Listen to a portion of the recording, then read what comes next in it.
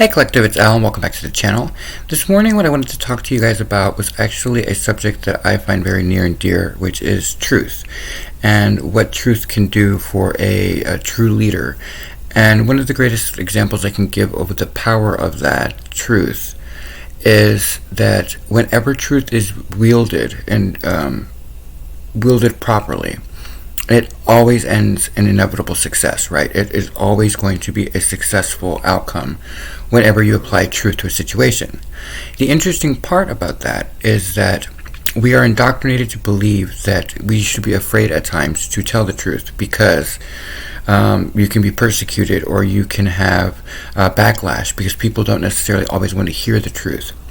But truth is how the soul speaks, right? That is how the soul is heard clearly. How many of you have ever been in a board meeting or in an executive meeting where you are the one person who has to stand and say the truth of your disagreement with a choice made or a decision that just was carried out? And you've had to say it standing in your own power, terrified of the outcome, but knowing that in order to honor yourself and who you are, you had to go ahead and say it anyway. And as you sit there trembling and usually trying to keep your composure and standing in your power, you say it onto a group that you feel is going to be hostile, only to then find out that you then get a promotion the next week for being a non-yes man, for being the person who stands in integrity and is able to deliver a message that others may not want to hear, but it brings your value up because it immediately calls their soul's attention to your soul. And truth is that power. It's the ability to speak it and to manifest into the world where your soul is channeling through you and is saying something that will grab the attention of all the other souls who immediately have to show up and be present in that moment. That is the power of truth. So I was thinking about, where did we get this indoctrination that we should be afraid to tell the truth, because it seems like a double-edged sword. If you wield, like say, Excalibur improperly, it can be a double-edged sword, where if done properly, then you slay the demons and you stand in your power and you're victorious. But if you wield it improperly, then you hurt people you love and you end up being a dickhead, right? And so the indoctrination I figured out would have to be probably what we learn as children, where for whatever reason, no matter what's happening to a child, we will always believe the adult over a child first, no matter what the sincerity is of what they're saying. Hence, child molestation and child abuse. We always tend to give the adult the benefit of the doubt over the child, who has yet, for the most part, they haven't learned to lie yet. So it's a strange situation that makes for adults to suffer from this ability of fear, right? To speak the truth, they have learned at an early age, yields very little because they're typically overlooked or they are ignored when they speak the truth, no matter what the crime is that's happening to them. And so I wanted to speak about the right way to yield truth and the power that you have when you let your soul speak itself in those moments. And so I was thinking back on my life and the wonderful beauty that I've come to enjoy in day-to-day experience, where I walk with the divine in my own way and I have my own faith and I stand in that power daily. And so I'm able to see beyond the veil of what others don't see. But it comes with a price, which is that I bear truth a lot and I see things that other people don't want to see. And that's a big thing. When you wield the power of truth, sometimes people really just can't handle it. And so to wield, like let's say Excalibur, when King Arthur pulled the Excalibur out of the rock, he did it as a child, if you remember, and it struck me as very interesting that the most sincerest form of expression is typically from a child, and it happened to be a child version of King Arthur that was able to pull the sword out. It had no projection of anything that he believed. He didn't know what he was doing. He was just curious, and out of the purity of that moment, he was able to pull the sword out, and so that power went to the child. And so I was just thinking about all the children who suffer in our world and how much truth they try to share with us, but we are too blind to hear. And it's not like I don't have experience in that. Whenever I say anything that has to do with spiritual leadership of any kind, I've noticed that a lot of people who are indoctrinated into a specific faith or a specific book block themselves from being able to absorb truth, no matter the fact that you can't ignore it. And that the more that they do that, the more blind they become and the more enslaved they are to misconceptions or misuse of the word. And I find that to be very intriguing because they start to connect to one thing to the other. And so what I realize is that when you are a bearer of truth, the one thing that you always want to have is come from a pure state.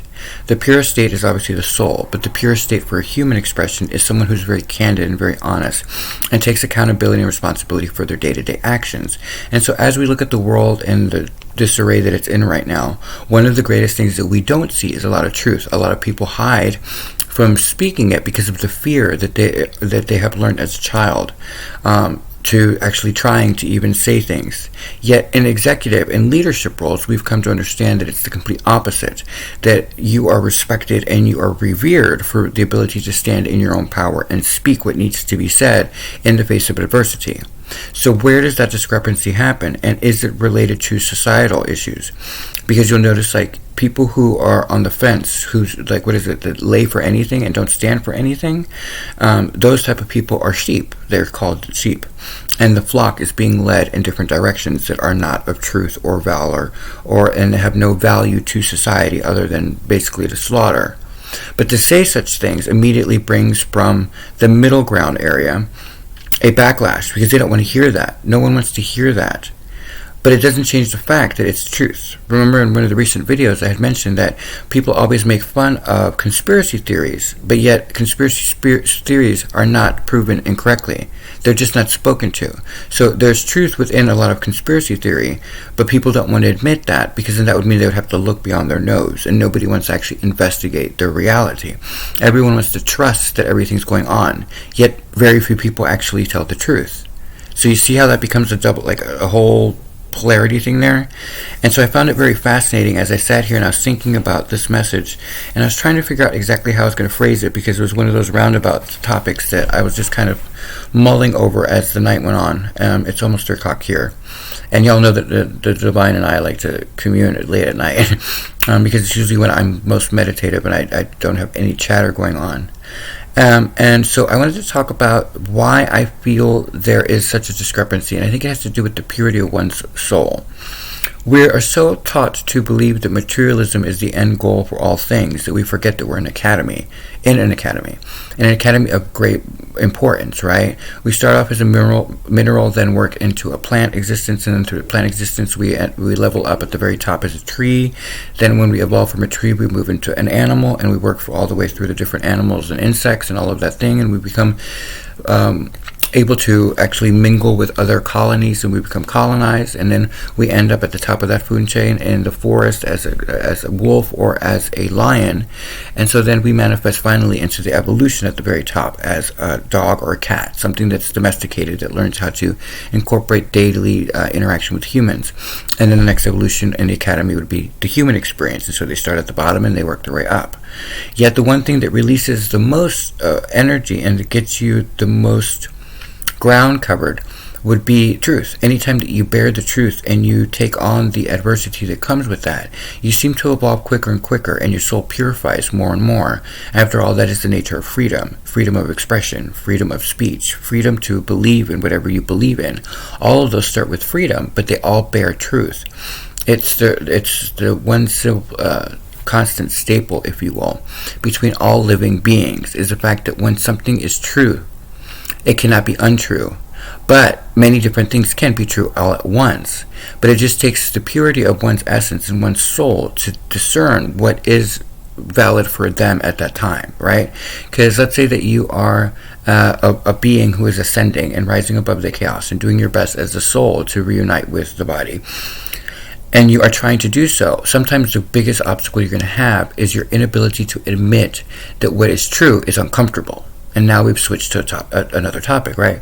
And so it's in that moment where I think we have the biggest lag right now, which is the fact that we know things aren't copacetic. We know that things are not factual. We know that things are being manipulated.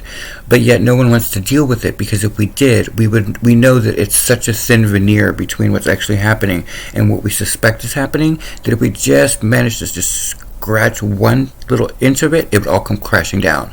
And nobody wants to see who the man behind the curtain, right? Everybody wants to just believe that the curtain is there, everything's fine, but then we live in a hypocritical state.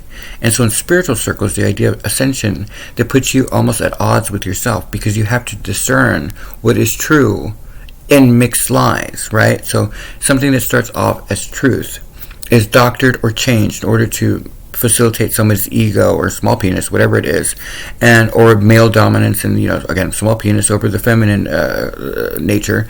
And so you end up having to literally try to figure stuff out. Whereas if you are a pure state, if you're in a pure soul, you can almost be vilified, or at least that's what we're indoctrinated to believe, and that's kind of the message. If we look back at the people who were spiritual leaders throughout time, it was like people like Joan of Arc, or people like John the Baptist, people who actually suffered because of the truth that they were trying to bear. They were trying to spread a word that united the world, and instead now we live in a divided world, and everybody thinks that that's more valid than what was originally being put in place. And so the purified soul, which starts to speak to transcendence, especially spiritual transcendence, has the ability to be purified, and from that purified state actually be able to say things that are of truth and value to society, but society, not being at the same level, may not want to hear it, and so turns away, almost like the light is too bright for them to understand what is being said to them, and they would prefer to stay in the dark. Like they say, like nocturnal animals can't be in sunlight, they don't like bright light. It's almost like we're so used to living in the dark, in the abyss, in the unknown, that we don't know what truth, we don't know that truth gives us freedom anymore. We believe whatever the lies are over what the truth is, because it's more convenient for our state of being. We're so used to being enslaved, or we're so used to being subjugated, or we're so used to being secondary citizens, that the idea of truth becomes even greater a fear than the actual fear itself.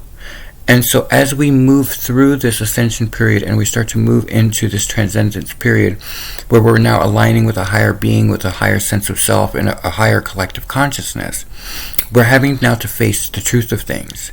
And so in that moment, what I wanted to say was, as we make our way through it, it's best, in my opinion, to think back to what you were like as a child. Not necessarily the innocence that was there, but the purified state where you could hear an angel speak to you, or you could hear the divine speak to you, and where you wouldn't question it. You had imaginary friends that as an adult we lose sight of, but as a child you're so pure that it makes perfect sense that you would have a guide, or an angel, or God would be there to help you get through stuff. But because of the fact that we've gotten so much negativity thrown at us when we try to speak the truth as children, now as adults we almost are paranoid that the truth would be worse than the knowledge or than the lie. And when I made this epiphany and I started to put all this together, one of the things that you guys will notice is that throughout all of the books I've written, or articles I've written on LinkedIn, or any of the videos I've done on YouTube, I have a transparency clause within myself that speaks to my soul's integrity. I have this thing where I would never allow anyone to have any power over me, so I've been very candid about everything that I've ever done in the past, and I put it in writing, and I put it in video, and I made sure that no one could ever do that, not because I was afraid that they would come at me, but so that I would always be able to wield Excalibur properly. I would never be, no one can ever get anything on me to manipulate me to do something or say something that's not true. I always can stand in that power, and the divine knows this. And so as a divine being, it just strengthened my soul's voice to be heard into the world. And people look at it and they say, well, why would you ever do such a thing? Why would you put all your secrets out there? Isn't that dangerous? And I said, no, it's only dangerous if you hide from it. When you hide from your own shadow, then you run from it, and it chases you. But if you turn and face your shadow, it dissipates and it goes away. The shadow that's left is you. You are the shadow of the soul, and so you remove part of the trilogy, right? And so then you start to become more whole again. And since we were speaking about wholeness in the last video, I thought it would be important to state why truth always is going to lead you to inevitable success.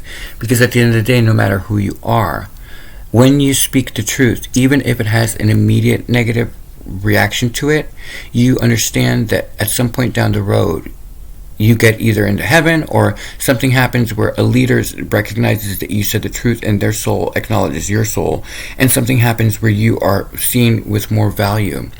But one of the greatest hurdles is to disengage from the past memory as a child that your truth was not considered valid and it was overlooked, or worse, where we vilify the child who's telling the spoken truth about something, and we make them feel horrible about themselves and believe the molester, or we believe the person who is an adult who can't admit to their own farts. You know what I mean? And they blame the child. And so the child becomes aware that to lie is easier and better. And now we see what society has done with that type of mentality. And so as we make our way through all of what's about to happen and all of the kingdom that's about to arise, it's important to remember that you will always be successful if you have bravery enough and the courage to stand behind your soul's voice, which is truth. So whenever you see something that isn't right, you immediately say to yourself, I would always do the right thing. Yet every time we sit there and we watch, the people will make, their morals and ethics will just collapse because they want to have that extra paycheck, or they want to make sure that they don't screw things up on a date, or that they don't do. But then what ends up happening is that whatever the lies you're building, and instead of standing in your own moral or ethical fibers, you now are creating a false persona. And so anything that's attracted to that false persona will never be in alignment with your soul, because your soul is sitting there going, I'm not okay with that. You just lied. Why didn't you tell her when she asked you if she looked decent? Why don't you just say, I don't think that's the best outfit for you. I love you, but you might want to change. Why don't you say that as opposed to lying to her? Because then next time I see that outfit, if I say something now, I'm a hypocrite. And you start to compile all of these things on top of yourself so that you're weighed down and you can never be free of the chains. And so it just creates this ongoing cyclical nature of dissidence and an inability to take accountability for your life. Because if you can never stand behind the truth of who you are and what you believe in, then you don't represent anything but lies. You are just a lie. And that is one of the greatest sins that we can do, is to just exist in a lie state. Because again, anything that comes towards us will be made of that lie. And so it just starts to build this like big ball of, what do they call it, like a rubber band ball, where you just up adding more and more and more and more. So what happens if someone who does know the truth inadvertently says something in your direction? Well, then they become the villain, and you target that person because they said the truth, because immediately your rubber band ball starts to disintegrate. You know what I mean? And you end up being essentially broken down, and in that process you are humiliated and you blame other people. But yet, if you would have just said the truth of things, if you would have spoken up for society, for the community, for women, for gays, for African Americans, for anything that you believe in, if you just would have had the courage to begin with, then your life would have gone a completely different direction, and you wouldn't have this conundrum where everything starts to implode.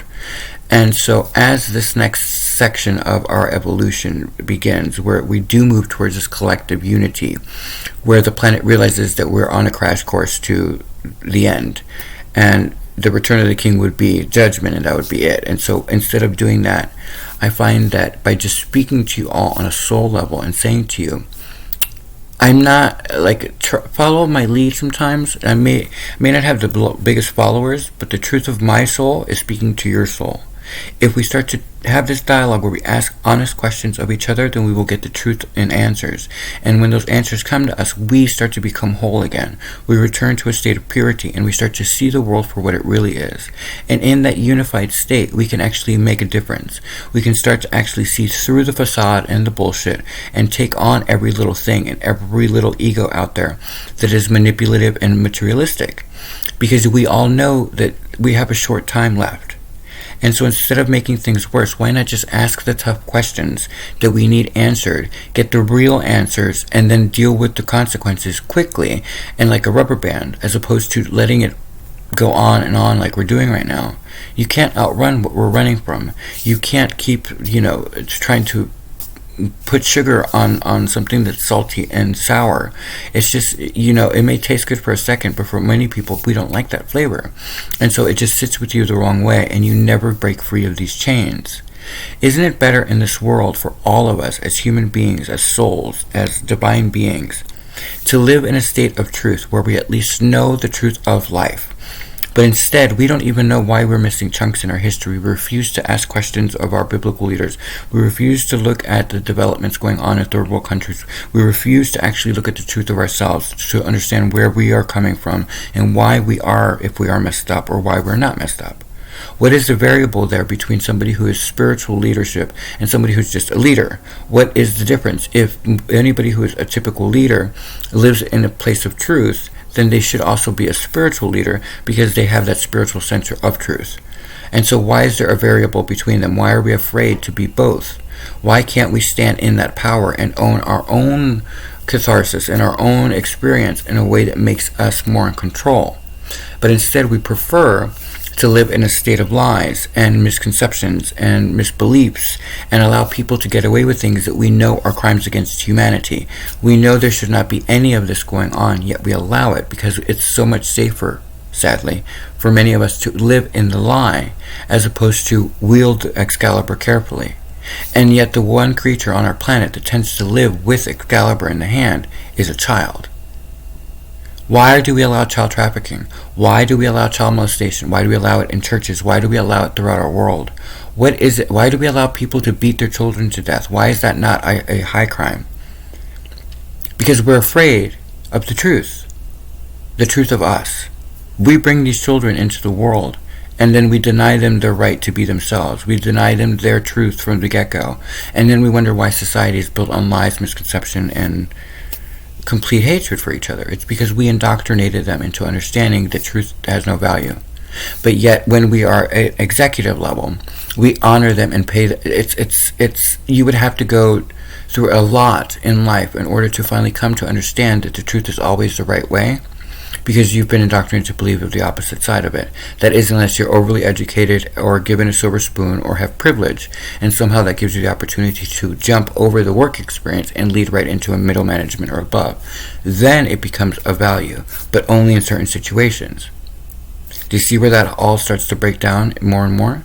So then that's why a lot of markets start to collapse, is because a lot of people see the facade of what we say is the truth of our numbers or whatever it is. Remember, there can be multiple truths at once. And so as long as we don't stand in our truth, in our soul's integrity, then we can never actually see the world for what it is. And so we keep getting hurt, and we keep getting shocked, and we keep getting lost, and we keep being herded like sheep, and we keep being sent to slaughter because we ourselves refuse to just stop and ask ourselves, why did we lie about this? Why aren't we seeking the truth of this? None of this makes sense to me. What is so scary about the truth? Because once you know the truth, everything is wiped away. There's no more fear. There's only empowerment. And you stand as a soul, having a temporary experience, looking at the world going, I don't buy any of this bullshit anymore. Okay, let me find out what's really going on. And then you're free. The chains come off, and you're able to stand in an incredibly powerful stance. Look at the world and wield the sword of truth, where you can say to the world, these are my past mistakes. I own all of what I've done. No one has any power over me. So here's what I see happening. If we had more people that were willing to do that were brave enough to stand in their own courage, in their own bravery, that's what then I think the world would be a much different place. And it's not like me pointing it out because, I did it. It took all the balls in the world to do that, and no one can take that away. But what I'm saying, though, it's not like an ego thing. It's speaking to why wielding the sword of Excalibur is such an honorable thing. It's because very few people can do it. You see what I'm saying? And so I thought it would be a very important piece, now that we're going through what's about to happen, especially what's coming up on Easter here, that it's important for us to understand that the truth of us can only be spoken by those who speak from truth, who speak from their soul. And if we run away from asking the tough questions, then we can never be in that integrity. We will always be pawns on the chessboard. Isn't it time that we ourselves as a collective remove ourselves from the board and stand as brothers and sisters and just say, enough? We can do better because we know better, but we can't know better if we don't ask the questions. And that takes the truth, integrity, honor, responsibility, love, and devotion to a higher power and to something greater than yourself. And to understand that as cohabitants of this experience, the only way to honor the other person is to wield the sword of truth every single second of every single day. Ask the tough questions. Get on your reporters' asses. Get on the newspapers' asses. Make them represent the voice of us as a people. Because without them, we're just sitting ducks. Because we ourselves are lost. If we were found, we wouldn't be falling for some of this crap. We wouldn't be allowing children to get hurt. We wouldn't be allowing them to get raped. We wouldn't be allowing women to be raped. We wouldn't be allowing all of this stuff. All of that can be banished immediately if we just started to actually deal with what the topics are. But that requires the integrity of a soul. And the voice of the soul is truth. That's it for me, guys, on Altruistic Channel. I hope you guys have a blessed night.